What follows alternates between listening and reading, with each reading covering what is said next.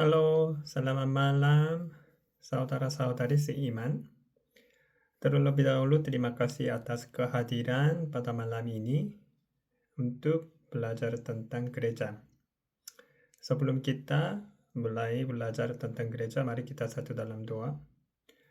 Terima kasih Tuhan, kami berada di sini untuk belajar firman Tuhan tentang apa gereja Alkitabiah. Saya minta memberkati semua peserta-peserta di sana. Mereka tidak ada waktu, sudah capek, tetapi mereka berkumpul di ruangan ini untuk belajar firman Tuhan. Memberkatilah mereka, maka mereka akan lebih semangat, lebih bergembira setelah belajar firman Tuhan ini. Terima kasih, kami berdoa dalam nama Yesus Kristus. Amin. Jujur, mungkin belajar tentang gereja memang kurang menarik bagi banyak orang Kristen. Karena mereka berpikir bahwa pelajaran tentang gereja itu hanya itu bagi beberapa orang yang mau menjadi pendeta atau yang mau melayani di gereja. Tetapi Alkitab tidak mengajar hal itu. Semua orang Kristen, kalau dia sungguh-sungguh dilahirkan kembali, kita seharusnya belajar tentang gereja. Hari ini kita akan belajar bersama tentang prinsip pertama dari 7 kebenaran tentang gereja Alkitabiah. Hanya ada satu tubuh. Sebelum kita mulai, mari kita lihat mengapa penting mempelajari 7 kebenaran tentang gereja lokal dan apa saja kebenaran tersebut. Dan nanti grup diskusi ada beberapa hal yang kalian akan membagi pikiran masing-masing dengan ada beberapa ciri-ciri. Kalau kalian tidak belajar tentang gereja Alkitabiah, apa rugi? Ya, apa dampak buruk yang terjadi di dalam kehidupan kalian? Dan yang kedua, kalau kalian sudah belajar tentang gereja yang Alkitabiah, kalau kalian sudah mengaplikasi hal itu di dalam kehidupan kalian, apa untungnya? Apa berkat yang kalian bisa dapat? Jadi kalian akan menikmati sesi kedua. Hari ini saya membagi kesaksian dulu. Mungkin kalian sudah lama pergi ke gereja dan mungkin tidak lama. Saya dari kecil, saya sangat bergiat ya, pergi ke gereja dan belajar firman Tuhan dan melayani di sana. Tetapi itulah yang saya sadar setelah saya selesai sekolah misi dan belajar tentang khusus gereja. Saya mengakui ini. Tuhan, saya terus melayani di gereja dengan bergiat. Tetapi saya tidak tahu apa artinya gereja Alkitabiah. Oleh sebab itu, saya sangat berterima kasih atas keinginan kalian atau kalian wajib datang, tidak apa-apa. Inilah waktu kalian akan melihat rancangan Tuhan bagi kita dengan gereja setempat atau gereja lokal. Dan setahu saya kalian mempunyai denominasi gereja yang masing-masing. Tetapi kita tidak akan membedakan hal itu, tidak akan membicarakan tentang denominasi, tetapi kita akan berfokus apa artinya gereja yang 7 kebenaran. Yang pertama, hanya ada satu tubuh. Sebelum kita lanjut, saya minta kalian membaca beberapa ayat dari kitab Roma pasal 10 ayat 1 sampai ayat 3. Bangsa Israel dan orang Yahudi, mereka sangat bergiat untuk mencari Tuhan. Tetapi inilah yang Tuhan mengevaluasi kehidupan mereka itu kehidupan sebagai anak Tuhan, kita harus belajar apa kebenaran Alkitabiah. Bukan sesuai dengan pikiran kita, bukan pengetahuan yang dari gereja. Kita harus memeriksa apakah itu yang benar atau tidak. Saya minta di sana membaca sebelum pause ini dan mungkin membaca ayat 1 sampai ayat 3.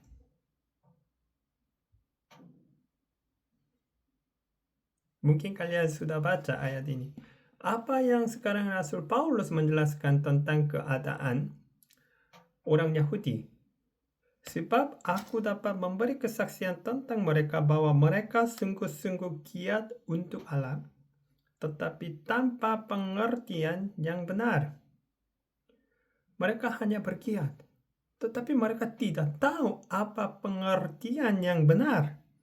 Sebab oleh karena mereka tidak mengenal kebenaran Allah, oleh karena mereka berusaha untuk mendirikan kebenaran mereka sendiri, maka mereka tidak takluk kepada kebenaran Allah. Jadi kalau pelajaran ini yang kalian ada pertanyaan setelah mendengar ini, mari kita membuka berdiskusi. Diskusi ini, apakah itu Alkitabiah atau tidak? Kebenaran pertama dalam 7 kebenaran tentang gereja lokal. Yang pertama, hanya ada satu tubuh. Ada beberapa 4 ciri-ciri. A. Gereja dibangun oleh Kristus. Matius pasal 16 ayat 18. Di atas batu karang ini, aku akan mendirikan jemaatku, dan alam maut tidak akan menguasainya. Gereja bukanlah sesuatu yang dibangun dan diuntukkan berdasarkan kehendak manusia, tetapi merupakan hasil dari pekerjaan Kristus. Jadi pondasi gereja itu bukan perbuatan atau kehendak manusia, tetapi Yesus Kristus, dia menjadi batu yang besar sebagai pondasi, dan gereja akan dibangun di atas Yesus Kristus. Semuanya yang terkait. Ya. Mengapa kita harus mengingatkan kembali gereja dibangun oleh Kristus? Kalau Tuhan Allah Maha Kuasa membangun gereja, siapa yang memelihara gereja? Betul, Tuhan. Dan kita sebagai anggota semuanya yang itu berkait. Yang B, kedua, gereja dipersatukan oleh Roh Kudus. Ada yang Efesus pasal 4 ayat 3 dan 4. Berusahalah memelihara kesatuan roh oleh ikatan damai sejahtera. Satu tubuh dan satu roh, sebagaimana kamu telah dipanggil kepada satu pengharapan yang tergantung dalam panggilanmu. Saya sudah bilang, kita semua sebagai orang-orang percaya sudah terkait, tetapi apa yang membuat kita membuat satu tubuh? Ya, itu Roh Kudus. Tetapi kalian tahu bahwa waktu kita dilahirkan kembali dengan firman Tuhan, kita sudah menerima Roh Kudus. Ada pelajaran-pelajaran yang berbeda dengan ini, dan kita harus percaya bukan pelajaran denominasi, tetapi apa firman Tuhan sekarang mengajar kepada kita. Apakah kalian masih percaya bahwa waktu kalian mengakui Yesus Kristus Sang Juru Selamat, semua dosa kalian sudah dibayar dengan darah domba Allah Yesus Kristus di kayu salib? Dan kalau kalian sudah pindah dari hukum yang kekal artinya maut, ke hidup yang kekal. Firman Tuhan bilang kalian dilahirkan kembali. Kalian menjadi manusia baru. Dan Roh Kudus sekarang berada di dalam hati kita.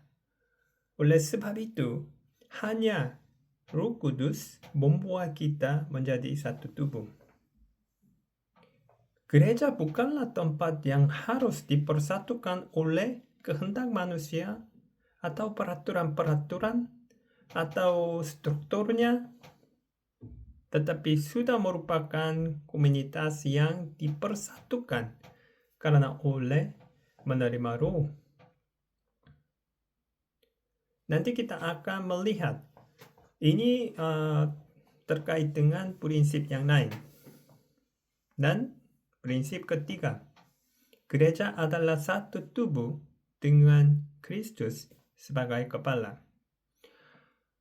Kita satu tubuh, dan siapa yang kepala kita? Dan mengapa prinsip kebenaran yang ini penting? Nanti kita akan melihat kebenaran yang kedua lebih dalam hal ini. Efesus pasal 4 ayat 15 dan 16 berbunyi begini. Tetapi dengan teguh berpegang kepada kebenaran di dalam kasih kita bertumbuh di dalam segala hal ke arah Dia, Kristus, yang adalah kepala. Daripadanya, seluruh tubuh yang rapi, tersusun, dan diikat menjadi satu oleh pelayanan semua bagiannya sesuai dengan kadar pekerjaan tiap-tiap anggota menerima pertumbuhannya yang membangun dirinya dalam kasih. Jadi semua kuasa, tenaga, semua itu dipimpin oleh kepala. Kita sebagai satu tubuh, dan siapa yang kepala? Yesus Kristus. Dan yang D, gereja adalah komunitas kasih. Gereja yang dipersatukan sebagai satu tubuh membangun dirinya dalam kasih seperti tubuh yang bekerja secara organik untuk saling melayani. Gereja saling memperhatikan dalam kasih. Gereja itu bukan tempat berkelahi, ya. Bukan tempat menghakimi orang-orang yang lain. Bukan tempat membuat gosip, ya. Gereja adalah tempat harus menunjukkan belas kasih Tuhan kepada anggota keluarga dulu dan lingkungan dan negara-negara yang lain. Kalau kita membaca firman Tuhan dari Injil Yohanes pasal 13, 13:4 dan 13:5, ini cukup jelas. Mari kita membuka firman Tuhan Yohanes pasal 13 ayat 34 sampai 35. Saya minta pause video dan kalian mungkin bisa membaca bersama-sama ayat ini. Sudah?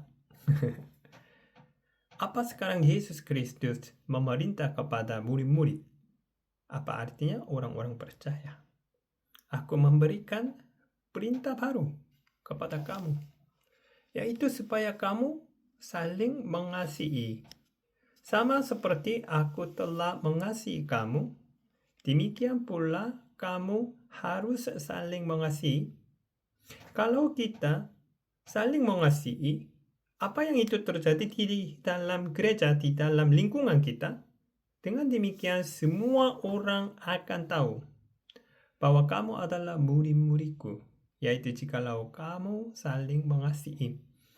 Kita sebagai satu tubuh saling mengasihi, dan apa yang akibatnya akan terjadi kalau kita saling mengasihi. Ya. Kadang-kadang banyak orang tidak mengerti tujuan gereja. Maka mereka hanya memperhatikan proyek, ya, pekerjaan, pelayanan. Maka walaupun kita bekerja bersama-sama sebagai rekan kerja, tetapi kadang-kadang kita membuat salah. Aduh, mengapa kamu tidak bekerja? Saya hanya bekerja, menghakimi. Ya. Dan kalau ada yang salah satu anggota gereja yang lebih beruntung berkat dan iri hati, mengapa kamu? Dia hanya tidak dapat berkat Tuhan. Saya belum. Ya. Jangan. Ya. Saling mengasihi. Jadi kita harus berusaha menjaga kesatuan. Tetapi kalau kalian membaca bagian buku, ya, kalian akan melihat ada beberapa hal yang kebenaran-kebenaran tidak beroleh kiri dan kanan, harus pegang. Dan kalau gereja mengajar beberapa hal yang ini tidak mengajar atau salah mengajar, kalian harus berpikir bahwa apakah ini sekarang gereja benar atau tidak. Karena gereja adalah satu tubuh Kristus, kita harus berusaha. Ya. Tetapi lihat ada beberapa ajaran penting yang tidak dapat dibunuh atau ajaran sesat. Yang pertama, tidak mengakui kelahiran Yesus Kristus dengan perantaraan seorang perawan. Yang kedua, sifat kemanusiaannya yang tidak berdosa. Yang ketiga, kematiannya untuk menggantikan orang-orang berdosa. 4. Kebangkitan tubuhnya. 5. Kenaikannya. 6. Keagungannya. 7. Kedatangannya kembali pada masa depan. Ini 7 pelajaran-pelajaran yang harus benar. Tidak boleh digantikan dengan pelajaran yang lain. Misalnya, orang Yahudi, mereka tidak percaya bahwa kebangkitan tubuhnya Yesus Kristus. Mereka masih percaya bahwa murid-murid Yesus Kristus mencuri tubuhnya dari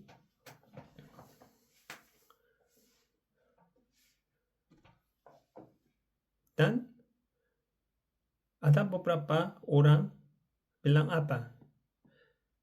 Jehovah's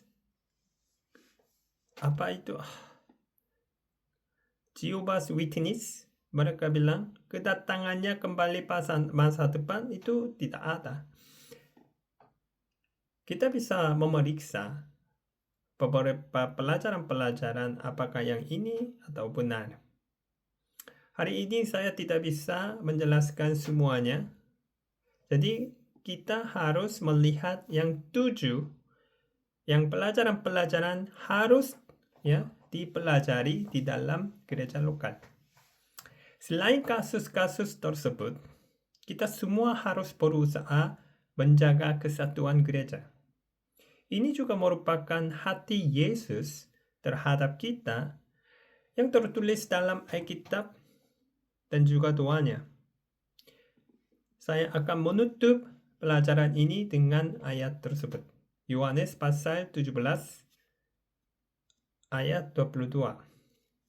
Saya minta kalian mencari Yohanes pasal 17 ayat 22 dan mari kita membaca bersama-sama.